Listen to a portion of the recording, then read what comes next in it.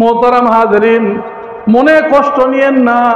ইয়াহুদিরা একটা কথা দ্ব্যর্থহীন কণ্ঠে বলছে, ততদিন পর্যন্ত মুসলমানদের সাথে আমাদের সংগ্রাম চলবে যতদিন পর্যন্ত মুসলমানরা ফজরের নামাজে ব্যর্থ থাকবে। সব ইহুদিরা এটা বুঝে গেছে। তাই তো পুরো পৃথিবীতে আজকে ইহুদি তাণ্ডব চলতেছে। যেখানে পাও মুসলমানকে নির্যাতন করো, যেখানে পাও মুসলমান ধরো, মারো, কোনো প্রতিবাদ নাই, কোনো এই আঘাতের প্রতিঘাত নাই। কেন? কারণ ইহুদিরা জানে মুসলমান জুমার নামাজে মসজিদ ভরা থাকলেও এখনো পর্যন্ত মুসলমান ফজরের কাতারে 3 থেকে 4 জনের বেশি না।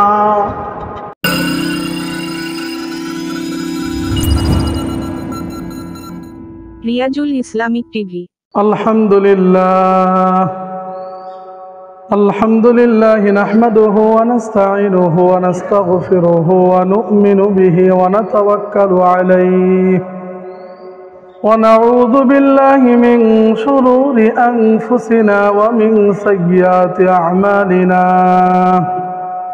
من يهده الله فلا مضل له ومن يضلله فلا هادي له ونشهد أن لا إله إلا الله وحده لا شريك له ونشهد أن سيدنا ومولانا محمدا عبده ورسوله أما بعد فأعوذ بالله من الشيطان الرجيم بسم الله الرحمن الرحيم إن الإنسان لربه لكنود صدق الله العظيم وقال تعالى في شان حبيبه إن الله وملائكته يصلون على النبي يا أيها الذين آمنوا صلوا عليه وسلموا تسليما اللهم صل على سيدنا ونبينا وشفيعنا وحبيبنا ومولانا محمد صلى الله عليه وعلى آله وأصحابه وبارك وسلم اللهم صل على سيدنا ونبينا وشفيعنا وحبيبنا ومولانا محمد صلى الله عليه وعلى آله وأصحابه وبارك وسلم الحمد لله মুআজ্জাজ হাজিরিন, সম্মানিত মুসল্লিয়ানে কেরাম, শুকরিয়া আদায় করি মহান আল্লাহ পাক রব্বুল আলামিনের দরবারে যে আল্লাহ পাক রব্বুল আলামিন আমাদেরকে এই পবিত্র জুমায় আল্লাহ তাআলার দাসত্ব গোলামি করার জন্য আল্লাহ তাআলার ঘরে সর্বাগ্যে আসার এবং বসার সুযোগ দান করলেন। এজন্য শুকরিয়াতান আমরা সবাই বলি আলহামদুলিল্লাহ। অতঃপর আল্লাহ পাকের হাবিব সৈয়দুল কাউনাইন সাকিব আল মুজনিবিন হাবিবে কিবরিয়া, বিশ্ব মুক্তির মানবতার দূত, নবীগুল মুরসাল, রাসূল আরবি ওয়াল আজম, হুজুরে আকরাম সাল্লাল্লাহু আলাইহি ওয়া আলিহি সাল্লামের উপর এবং তিনার সম্মানিত আলো আসহাবের উপর কোটি কোটি দরুদ ও সালামের হাদিয়া বর্ষিত হোক। সকলে আমরা বলি সাল্লাল্লাহু আলাইহি ওয়াসাল্লাম। মুহতারাম হাজিরিন, আমরা সবাই জানি যে আল্লাহ পাক রব্বুল আলামিন অত্যন্ত দয়া করে, মায়া করে, মেহেরবানি করে আমাদেরকে বানাইছেন। আমাদের সৃষ্টির প্রাক্কালে আল্লাহ পাক রব্বুল আলামিন ফেরেশতাদেরকে, মালাইকাদেরকে আমাদের বানানোর ব্যাপারে জিজ্ঞাসা করেছিলেন। তো সকল মালাইকা ফেরেশতাদের এইরকম একটা কি ছিল, খেয়াল ছিল যে আয় আল্লাহ, এই মানব বানাবার আবার কি দরকার? ইতোপূর্বে আপনি জিনদেরকে সৃষ্টি করিয়াছিলেন। জিনরা দুনিয়াতে যাওয়ার পরে তারা আপনার নাফরমানি, দাঙ্গা, হানাহানি, কাটাকাটি, মারামারিতে তারা কি লিপ্ত ছিল। তারা আপনার নাফরমানির ভিতর এমনইভাবে লিপ্ত ছিল যে তারা আপনাকে একেবারে ভুলে গিয়ে নিজেদের ভিতরেই তাদের কলহ দ্বন্দ্ব এমনভাবে তারা ফাসাদের ভিতর লিপ্ত হয়ে পড়ছিল যে পুরা পৃথিবীকে তারা অশান্ত করে তুলেছিলেন। তো এরই প্রেক্ষিতে ফেরেশতাদের একটা পরামর্শ এইরকম ছিল যে আয় আল্লাহ, আমরা তো আপনার ইবাদতের জন্য আছি, আমরা এমন যারা কখনো আপনার হুকুমের কোনো অবাধ্য হই না। ফেরেশতারা আল্লাহ তাআলার কোনো হুকুমের কি করে না, অবজ্ঞা করেন না। যে ফেরেশতাকে আল্লাহ তাআলা যেভাবে যা হুকুম করছেন ফেরেশতা মণ্ডলীরা ওই হুকুমের উপরেই কি অটল অবিচল। তাই ফেরেশতাদের পক্ষ থেকে আল্লাহ তাআলার কাছে এইরকম একটা খেয়াল ছিল যে আয় আল্লাহ, দরকার কি, আমরা তো আপনার ইবাদতের জন্য গোলামের জন্য যথেষ্ট, আবার এদের বানাবার কি দরকার। তো আল্লাহ পাক রব্বুল আলামিন তাদের এই পরামর্শকে প্রত্যাখ্যান করে আল্লাহ পাক রব্বুল আলামিন বলেছিল যে আমি যা জানি তোমরা তা জানো না। তো মোহতারাম হাজেরিন, আল্লাহ পাক রব্বুল আলামিন মানব সৃষ্টি করলেন বড় দয়া করে মায়া করে। সৃষ্টির ইতিহাস আমরা জানি যে আদম আলাইহিস সালাতু ওয়াস সালামের তৈরি করার সময়ে ফেরেশতাদেরকে জিবরাইলকে হুকুম করা হয়েছে যে মাটি সংগ্রহ করো, কারণ তা আদম মাটিতে বানাতে চায়। তো জিবরাইল আলাইহিস সালাম উনি দুনিয়া থেকে মাটি নিতে এসে মাটি নিতে পারেন নাই, ফিরে গেছেন। কারণ মাটির আর্তনাদ, এ সকল কথা আপনারা অনেক শুনছেন, বিস্তর বললে বেশি হয়ে যাবে। তো উনি ব্যাগ হয়ে চলে গেলেন।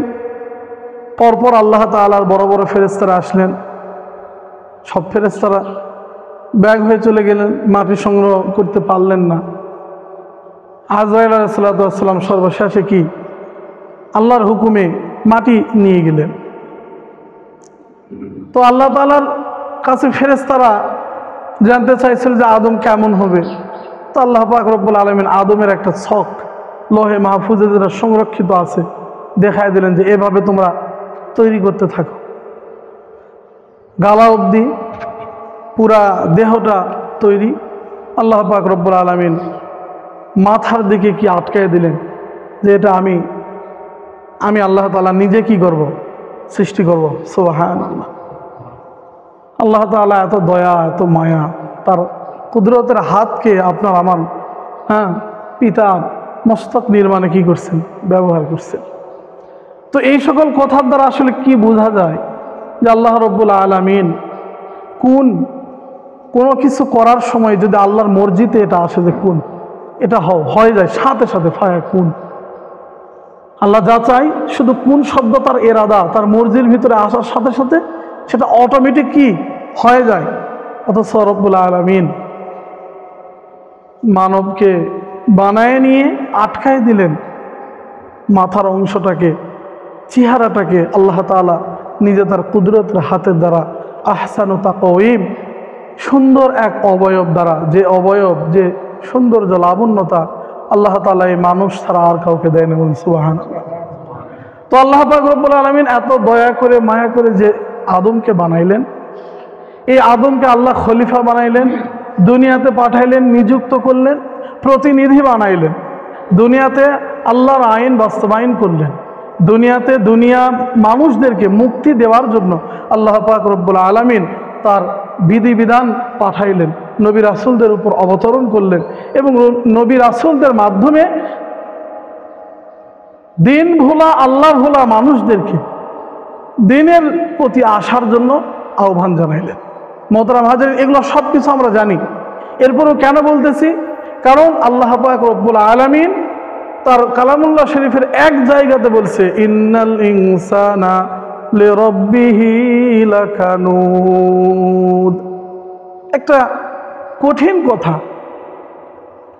আল্লাহ পাক বলেন, এত কিছুর পরেও রব্বুল আলামিন বলেন ইন্নাল ইনসানা লিরাব্বিহি লাকানুদ, মানুষ বড়ই নিমুখারাম, মানুষ বড়ই নিমুখারাম। যে রব্বুল আলামিন আপনাকে আমাকে বানাইলেন তার ইবাদতের জন্য। আচ্ছা, এখানে আমরা যারা উপস্থিত আছি বলেন তো, আমরা এটা কে জানি না যে আল্লাহ তাআলা কি আপনাকে আমাকে কেবলমাত্র এই দুনিয়া সাজাবার জন্য বানাইছে? কথা বলেন। শুধু কি ব্যবসা করার জন্য, শুধু কি কাজবাজ করার জন্য, শুধু কি চাষাবাদ করার জন্য, শুধু কি চাকরি করার জন্য, পরের গোলামি করার জন্য,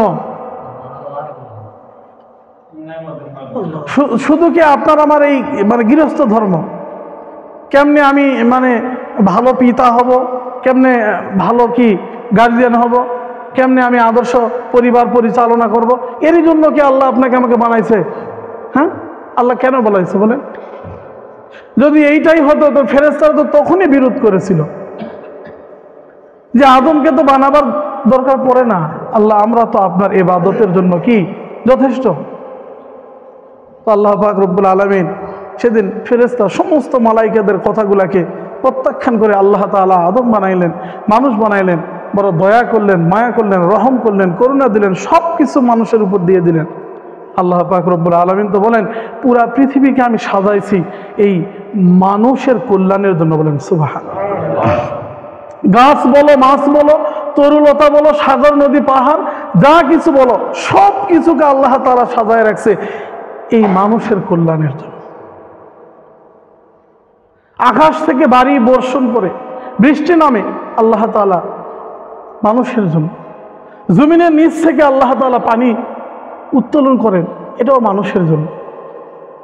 গাছে গাছে ফল ফুল, সাগরে সমুদ্রে নদী নালা খাল বিলে মাছ, জমিতে জমিতে কি ফসল, এই সব কিছুই কোনো না কোনোভাবে মানুষের খেদমত করে যাচ্ছে। চন্দ্র বলেন, সূর্য বলেন, গ্রহ নক্ষত্র যা কিছুই আপনি বলেন না কেন, এই সব কিছুই কি করতেছে? মানুষের খেদমত করে যাচ্ছে কোনো না কোনোভাবে। তো মোহতারাম হাজিরিন, যে আল্লাহ পাক রব্বুল আলামিন এত কিছু আপনার আমার জন্য কি সাজাইলেন, এত কিছু আপনার আমার জন্য বানাইলেন, সে রব্বুল আলামিন বিনিময়ে আমাদের কাছ থেকে কি চাইছে বলেন? কি চাইছে বলেন? আল্লাহ তাআলা আপনার আমার কাছ থেকে চাইছে কি? আল্লাহ তাআলা কি কখনো বলেছেন যে আমার জমিনে থাকার জন্য আমাকে ট্যাক্স দিতে হবে, আমার সূর্যের আলো নেওয়ার জন্য তোমাকে কর দিতে হবে? মাটির নিচে আজকে কত খনিজ পদার্থ আছে, কোথাও মাটি খুঁড়লে, আইভরি কোস্টের জমিনে মাটি খুঁড়লে স্বর্ণ পাওয়া যায়। সৌদি আরব সহ মধ্যপ্রাচ্যের বিভিন্ন দেশের মাটির নিচ থেকে তেল আসে। কোথাও কয়লা, আমাদের বাংলাদেশে কি কয়লা আছে? পরতে পরতে জমিনের নিচে আল্লাহ পাক রব্বুল আলামিন এত খনিজ পদার্থ কি দিয়ে রাখছেন, সম্পদগুলা দিয়ে রাখছেন। এই সম্পদগুলো আজকে উত্তোলন করে আমরা কি সমৃদ্ধশালী হইতেছি। কোথাও কি আল্লাহ তাআলা বলেছেন, হে বান্দা, এই স্বর্ণ বলো, কয়লা বলো, তেল বলো, বালু বলো, যা কিছু বলো, এগুলো তো আমি দিছি, তোমরা উত্তোলন করে নিতেছ, সমৃদ্ধশালী দেশ তৈরি করতেছ, কর আমাকে দাও। কোথাও কি আল্লাহ তাআলা বলেছে? কোথাও কি কেউ আমরা আল্লাহকে কর দিয়েছি এগুলোর জন্য? তো আল্লাহ চাই কি আমরা আল্লাহকে কি দিলাম? মোহতারাম হাজিরিন, এই কথাটা বড় কষ্টের কথা যে আল্লাহ পাক রব্বুল আলামিন তার কালামুল্লাহতে বলছে ইন্নাল ইনসানা লিরাব্বিহি লাকানুদ, মানুষ বড়ই খারাপ। আর এই মানুষের জন্য আমি সব কিছু বানাইলাম, সব কিছু বানাইলাম। আমি যে সূর্যকে উঠায় রাখছি, এই সূর্যের তাপ নিতে পারবে না, এই সূর্যের তাপ আমরা নিতে পারবো না। তো আল্লাহ পাক রব্বুল আলামিন সূর্যটাকে উল্টায় রাখছে। আজকে সূর্য মুখ দিয়ে নয়, পিঠ দিয়ে কি দিতেছে? আলো দিতেছে দুনিয়াতে। এরপরেও আল্লাহ বলে যে আমার দেওয়া এই সূর্যের পিঠের তাপ আমার বান্দারা নিতে পারবে না। তো আল্লাহ পাক রব্বুল আলামিন কি করলেন? দুনিয়াটাকে, পৃথিবীটাকে সবুজে ভরে দিলেন। সুবহানাল্লাহ। গাছপালা তরুলতা দিয়ে ভরে দিলেন, সবুজে ভরে দিলেন, বাতাসে ভরে দিলেন, যে বাতাস একদিক থেকে ঠান্ডা করতে থাকবে। সবুজে ভরে দিলেন, গাছপালায় ভরে দিলেন, যে পৃথিবীটা যেন ঠান্ডা থাকে। এরপরেও আল্লাহ তাআলা দেখলেন যে না, কেবল বাতাসের দ্বারাই পৃথিবী ঠান্ডা হবে না, কেবল সবুজের দ্বারাই পৃথিবী ঠান্ডা হবে না। তো আল্লাহ পাক রব্বুল আলামিন পুরা পৃথিবীর 4 ভাগ করে 3 ভাগকে পানি দ্বারা ডুবায় রাখলেন, বলেন সুবহানাল্লাহ। একবার খেয়াল করছি, এই পুরা জমিনকে 4 ভাগ করে 3 ভাগ পানিতে রাখছে আল্লাহ তাআলা, আর 1 ভাগ মাত্র রাখছে স্থল করে। কেন? কারণ ওই সূর্য থেকে যে তাপ আসবে দুনিয়াতে, ওই তাপে পুরা পৃথিবী উত্তপ্ত হয়ে যাবে, মানুষের কষ্ট হবে, মানুষ সহ্য করতে পারবে না, ঘরে থাকতে পারবে না, বাহিরে থাকতে পারবে না। আল্লাহ পাক রব্বুল আলামিন বলেন যে আমি আমার বান্দার প্রতি এত কঠোর হতে পারবো না। কাজেই আল্লাহ তাআলা পৃথিবীকে ঠান্ডা করার জন্য, আমাদের কল্যাণের জন্য আল্লাহ পাক রব্বুল আলামিন সবুজে ভরে দিলেন, বাতাসে ভরে দিলেন, পানিতে ডুবে দিলেন, যাতে করে সূর্যের প্রখর রোদের পরেও এই পৃথিবী পানির কারণে, সবুজের কারণে, বাতাসের কারণে কি হয়? শীতল থাকে, বলেন সুবহানাল্লাহ। আর আমি আপনি কি করতেছে আজকে? আল্লাহ তাআলা বলেন সবকিছু আমি দিলাম বান্দা, সবকিছু তোর খেদমতের জন্য আমি দিলাম, সবকিছু আমি দিলাম, তোর কাছে কিছু চাই নাই, চাইছি মাত্র একটা বিষয়। আপনারা সবাই জানেন, ওয়ামা খালাকতুল জিন্না ওয়াল ইনসা ইল্লা লিয়াবুদুন। কি আল্লাহ বিনিময় কি চাইছে বলেন? ওয়ামা খালাকতুল জিন্না ওয়াল ইনসা ইল্লা লিয়াবুদুন। আল্লাহ তাআলা বেশি কিছু চাই না আপনার আমার কাছ থেকে। আল্লাহ বলে বান্দা দুনিয়াতে যাও, দুনিয়াটাকে আমি তোমার বসবাসের জন্য উপযোগী করে বানায় দিলাম, দুনিয়াকে অত্যন্ত মনোরম করে সাজায় দিলাম। বান্দা দুনিয়াতে তোর কোনো প্রকারের কোনো কষ্ট যেন না থাকে, আমি আল্লাহ তার সকল ইন্তেজাম আমার কুদরত থেকে করে দিলাম, বলেন সুবহানাল্লাহ। আল্লাহ বলে আমি আমার কুদরতের দ্বারা পুরা পৃথিবীকে তোর বসবাসের উপযোগী বানায় দিলাম। যাও বান্দা যাও, দুনিয়াতে কি করো? শুধু একটা জিনিস, দুনিয়াতে আমি আল্লাহ হালাল রিজিক দান করলাম, খাও বান্দা খাও। শস্য ফসলে দান করলাম, বান্দা উঠায় নিয়ে খাও। সমুদ্রের ভিতরে অনেক মাছ দান করলাম, বান্দা ধরিয়া ধরিয়া খাও। অনেক হালাল পশু জন্তু জানোয়ারের ব্যবস্থা করলাম, বান্দা খাও। জমিনের নিচে আমি আল্লাহ তাআলা খনিজ সম্পদ দ্বারা ভরপুর করে দিলাম, এই খনি থেকে উত্তোলন করে তোমরা স্বাবলম্বী হয়ে যাও, সমৃদ্ধশালী হয়ে যাও।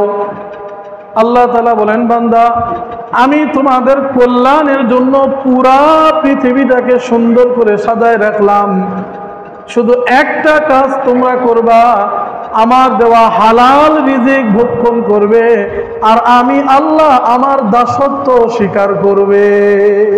দাসত্ব কার বলে? আল্লাহ। আমার রিজিক দেওয়া, আমার দেওয়া হালাল সমস্ত রিজিক ভক্ষণ করো, আমার দেওয়া সকল সুযোগ সুবিধা তুমি কি করো? ভক্ষণ করো, সকল সুযোগ সুবিধা তুমি নাও। আমি আল্লাহ এর জন্য তোমাকে কিচ্ছুটি বলবো না। করবে কি? কাজ একটা, যে শুধু আমি আল্লাহ, আমার দাসত্ব, আমার গোলামি তুমি স্বীকার করে, বলেন সুবহানাল্লাহ। আজকে এই জায়গাতেই আমরা ব্যর্থ। আমরা ব্যর্থ কোথায় বলেন? এই জায়গাতে আমরা আল্লাহর দেওয়া রিজিক খেতে পছন্দ করি, আল্লাহর দেওয়া আসমানের বৃষ্টি মাথায় ভিজাতে পছন্দ করি, আল্লাহর দেওয়া জমিনের নিচ থেকে খনিজ পদার্থ উঠায় নিতে পছন্দ করি, আল্লাহ দেওয়া সকল সুযোগ সুবিধা নিতে পছন্দ করি। একদিন যদি সূর্য কম আলো দেয় তাহলে আমার মনটা খারাপ হয়ে যায়। তার মানে সূর্যের আলো নেওয়াটা আমরা পছন্দ করি। একদিন যদি চাঁদের আলো না থাকে, অমাবস্যায় পরিণত হয়ে যায়, দেখবেন মানুষের হৃদয়গুলাও কালো হয়ে যায়।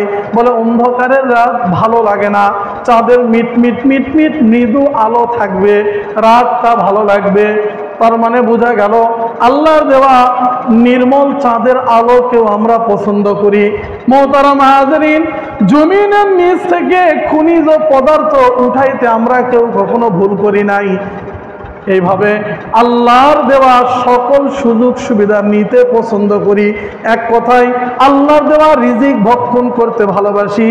কেবলমাত্র যা করি না তা হলো আল্লাহর গোলামি আর আল্লাহর দাসত্ব। এখানেই শুধু আমাদের ব্যর্থতা। আল্লাহর দেওয়া সব ভালো, কিন্তু আল্লাহর গোলামিতে এসে নাথিং বাই জিরো, সব শেষ, আমাদের কারো কিচ্ছু নাই। ইমাম বলেন, পীর বলেন, মুফতি বলেন, মুহাদ্দিস বলেন, হাজি বলেন, গাজী বলেন, মুসল্লি বলেন, অমুসল্লি বলেন, যা বলেন তাই বলেন, সকল মুসলমানের দিকে আজকাল তাকাইলে যে শূন্যতা আজকে আমরা অনুভব করতেছি তা হলো আল্লাহর দাসত্ব স্বীকার করার ব্যাপারে আমরা বড় কার্পণ্য। এটাই আমাদের আজকে কি পরিলক্ষিত, একদম সিদ্ধ কথা। ইমাম বলেন, মুসল্লি বলেন, হাজি বলেন, গাজী বলেন, সর্বস্তরের মানুষের ভিতরে আজকে কি এসে গেছে? হ্যাঁ, আল্লাহকে মানার ব্যাপারে, তার হুকুম, তার দাসত্ব, তার গোলামি করার ব্যাপারে এক শূন্যতা আপনার আমার ভিতরে কি হয়ে গেছে, তৈরি হয়ে গেছে। এটাই হলো আমাদের ব্যর্থতার কি কারণ। আজকে আমরা পৃথিবীতে চরমভাবে ব্যর্থতার পিছনে কারণ এটাই যে আমরা কি আল্লাহর গোলামি, আল্লাহর দাসত্ব, আল্লাহর আনুগত্যকে মেনে নিতে আজকে আমরা কি হয়ে গেছি, ব্যর্থ হয়ে পড়ছি। অথচ আল্লাহর দেওয়া সকল রিজিক আমরা ভক্ষণ করতেছি। এই জন্যই তো আল্লাহ তাআলা বলছে, ইন্নাল ইনসানা লিরাব্বিহি লাকানুদ, মানুষ বড়ই নিমুখারাম। এটা আমার কথা না, আল্লাহর কোরআনের কথা। আপনারা দেখে নিতে পারেন যে হুজুর এগুলা বানায় বলতেছে নাকি কোরআন থেকেই বলতেছে। মানুষ বড়ই নিমুখারাম, সবকিছু আমার জন্য বানাবার পরেও আজকে আমি আল্লাহকে চিনতেছি না, আল্লাহর দাসত্ব নিতে পারতেছি না, আল্লাহর গোলামি স্বীকার করতে পারতেছি না। বলেন এই আফসোসটা আমরা কোথায় রাখবো? আজকে চরমভাবে ব্যর্থ আমরা, ব্যর্থ। এ জাতি বীরের জাতি। আল্লাহ পাক রব্বুল আলামিন যাদের জন্য সবকিছুকে কি সাজায় দিলেন, বানায় দিলেন, অথচ আজকে আমরা চরমভাবে ব্যর্থ। কারণ আল্লাহর গোলামি, আল্লাহর দাসত্ব, এই জায়গাতে আমরা কি ব্যর্থ হয়ে পড়ছি। আমাদের ব্যর্থতার জায়গায় এটা। যদি আজকে ঠিকভাবে আপনি আমি কি করতাম, আল্লাহ তাআলার হুকুম অনুযায়ী আমরা আমাদের জীবনকে পরিচালনা করতাম, আমরা আমাদের সংসারকে সাজাইতাম, যদি আমরা আমাদের সব কিছুকে আল্লাহর আইন অনুযায়ী, আল্লাহ তাআলার বিধান অনুযায়ী আজকে ঠিক মতো আদায় করতাম, তাহলে আজকে আমরা কি ব্যর্থ জাতিতে পরিণত না হয়ে আজকে আমরা কামিয়াব আর সফল জাতিতে পরিণত হতাম। ঠিক কিনা বলেন? আজকে আমরা চরমভাবে ব্যর্থ।